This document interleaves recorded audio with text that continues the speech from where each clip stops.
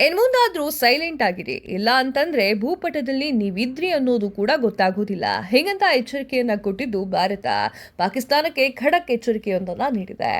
ಭಯೋತ್ಪಾದನೆಯನ್ನ ಪೋಷಿಸುವುದನ್ನ ನಿಲ್ಲಿಸಿ, ಇಲ್ಲದಿದ್ರೆ ನಿಮ್ಮ ಇತಿಹಾಸ ಮತ್ತು ಭೂಗೋಳ ಎರಡೂ ಕೂಡ ಬದಲು ಮಾಡ್ತೇವೆ.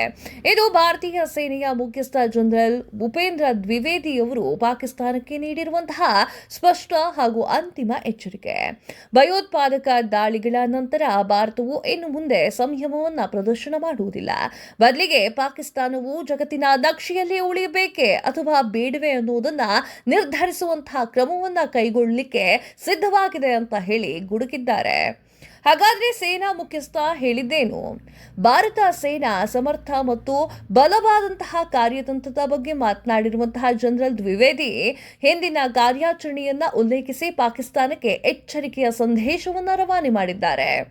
ಆಪರೇಷನ್ ಸಿಂಧೂರ ಅನ್ನ ನೆನಪು ಮಾಡಿಕೊಳ್ಳುತ್ತಾ, ಆ ಸಮಯದಲ್ಲಿ ಇಡೀ ದೇಶ ನಮ್ಮ ಸೇನೆಯ ಹಿಂದೆ ಬಂದಾಗಿ ಆಪರೇಷನ್ ಸಿಂಧೂರ ಅನ್ನ ನೆನಪು ಮಾಡುತ್ತಾ, ಆ ಒಂದು ಸಮಯದಲ್ಲಿ ಇಡೀ ದೇಶ ನಮ್ಮ ಸೇನೆಯ ಹಿಂದೆ ಒಂದಾಗಿ ನಿಂತಿತ್ತು.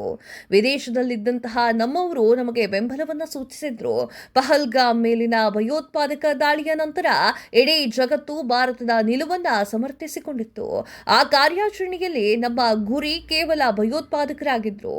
ನಾವು ಪಾಕಿಸ್ತಾನದ ಸಾಮಾನ್ಯ ನಾಗರಿಕರು ಅಥವಾ ಅವರ ಸೇನಾ ನೆಲೆಗಳ ಮೇಲೆ ಎಂದಿಗೂ ಕೂಡ ದಾಳಿ ಮಾಡಲು ಬಯಸಿರಲಿಲ್ಲ ಅಂತ ಹೇಳಿ ಸ್ಪಷ್ಟಪಡಿಸಿದ್ದಾರೆ.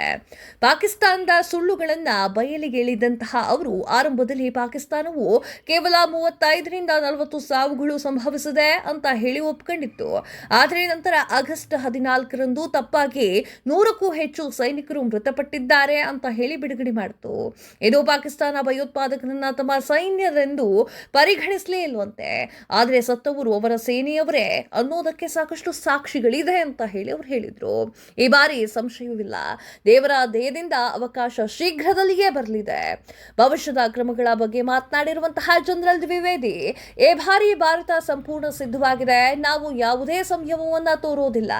ಪಾಕಿಸ್ತಾನವು ಇತಿಹಾಸ ಮತ್ತು ಭೂಗೋಳದಲ್ಲಿ ತನ್ನ ಅಸ್ತಿತ್ವವನ್ನ ಉಳಿಸಿಕೊಳ್ಳಲು ಬಯಸಿದ್ರೆ ಅದು ಮೊದಲು ಭಯೋತ್ಪಾದಕರನ್ನ ಸಂಪೂರ್ಣವಾಗಿ ನಿಲ್ಲಿಸಬೇಕು. ಇಲ್ಲವಾದ್ರೆ ನಾವು ತೆಗೆದುಕೊಳ್ಳುವಂತಹ ಕ್ರಮ ಅವರ ಅಸ್ತಿತ್ವವನ್ನೇ ಪ್ರಶ್ನೆ ಮಾಡುವಂತೆ ಇರುತ್ತೆ. ದೇವರ ದಯದಿಂದ ಒಂದು ಅವಕಾಶ ಬೇಗ ಸಿಗಲಿ ಅಂತ ಹೇಳಿ ಭವಿಷ್ಯವನ್ನ ನುಡಿದಿದ್ದಾರೆ. ಕೇವಲ ಮಾತಷ್ಟೇ ಇಲ್ಲ, ಕೃತಿಯಲ್ಲೂ ಭಾರತೀಯ ಸೇನೆ ಸನ್ನಿದ್ಧವಾಗಿದೆ ಎನ್ನುವುದನ್ನು ಪ್ರದರ್ಶಿಸಲಿಕ್ಕೆ ಜನರಲ್ ಉಪೇಂದ್ರ ಅವರು ಇಂದು ರಾಜಸ್ಥಾನದ ಬಿಕಾನೇರ್ ಮಿಲಿಟರಿ ನಿಲ್ದಾಣ ಮತ್ತು ಮುಂಚೂಣಿ ಗಡಿ ಪ್ರದೇಶದಲ್ಲಿ ಭೇಟಿಯನ್ನ ನೀಡಿ ಸೇನೆಯ ಯುದ್ಧ ಸನ್ನಿದ್ಧತೆಯನ್ನ ಪರಿಶೀಲನೆ ಕೂಡ ಮಾಡಿದ್ರು. ಒಂದ್ ಕಡೆ ಸೇನಾ ಮುಖ್ಯಸ್ಥ ಪಾಕಿಸ್ತಾನಕ್ಕೆ ಎಚ್ಚರಿಕೆಯನ್ನ ನೀಡ್ತಾ ಇದ್ರೆ, ಇನ್ನೊಂದ್ ಕಡೆ ವಾಯು ಸೇನೆಯ ಮುಖ್ಯಸ್ಥರಾಗಿರುವ ಎಪಿ ಸಿಂಗ್ ಅವರು ಪಾಕಿಸ್ತಾನದ ಹಸಿ ಸುಳ್ಳುಗಳು ಜಗತ್ತಿನ ಮುಂದೆ ತೆರೆದಿಟ್ಟಿದ್ದಾರೆ. ಭಾರತ ಯುದ್ಧ ವಿಮಾನವನ್ನ ಹೊಡೆದುರುಳಿಸುತ್ತೇವೆ ಅಂತ ಹೇಳಿ ಪಾಕಿಸ್ತಾನದ ವಾದಗಳು ಕೇವಲ ಕಟ್ಟುಕತೆಯಾಗಿದೆ. ಅವರ ಬಳಿ ಒಂದೇ ಒಂದು ಸಾಕ್ಷ್ಯವೂ ಕೂಡ ಇಲ್ಲ. ಇದ್ರೆ ಅದು ಜಗತ್ತಿನ ಮುಂದೆ ಪ್ರದರ್ಶನ ಮಾಡಬೇಕು ಅಂತ ಹೇಳಿ ಸವಾಲನ್ನು ಹಾಕಿದ್ದಾರೆ. ಭಾರತವು ಪಾಕಿಸ್ತಾನದ F-16 ಮತ್ತು J-17 ಸೇರಿದಂತೆ 5 ಯುದ್ಧ ವಿಮಾನವನ್ನ ನಾಶ ಮಾಡಿದೆ ಅಂತ ಅವರು ಹೇಳಿ ಸ್ಪಷ್ಟಪಡಿಸಿದ್ರು. ಭಾರತದ ಭೂಸೇನೆ ಮತ್ತು ವಾಯುಸೇನೆಯ ಮುಖ್ಯಸ್ಥ ಈ ಒಂದು ಹೇಳಿಕೆಯನ್ನ ನೀಡಿದ್ರು. ಪಾಕಿಸ್ತಾನದ ಪ್ರೇರಿತ ಭಯೋತ್ಪಾದಕರನ್ನ ಭಾರತ ಇನ್ನೂ ಕೂಡ ಸಹಿಸೋದಿಲ್ಲ. ಇನ್ನು ಮುಂದಿನ ದಿನಗಳಲ್ಲಿ ಕಠಿಣ ಕ್ರಮವನ್ನ ಎದುರಿಸಬೇಕಾಗುತ್ತೆ ಅಂತ ಹೇಳಿ ಸ್ಪಷ್ಟ ಸಂದೇಶವನ್ನ ರವಾನೆ ಮಾಡಿದ್ರು. ಟೋಟಲ್ ಆಗಿ ಹೇಳಬೇಕು ಅಂತಂದ್ರೆ ಸೈಲೆಂಟ್ ಆಗಿ ಸೈಡಲ್ಲಿರಿ ಪಾಕಿಸ್ತಾನದವರ, ಇಲ್ಲ ಅಂತಂದ್ರೆ ನಿಮ್ಮ ಹೆಸರು ಕೂಡ ಉಳಿಯೋದಿಲ್ಲ.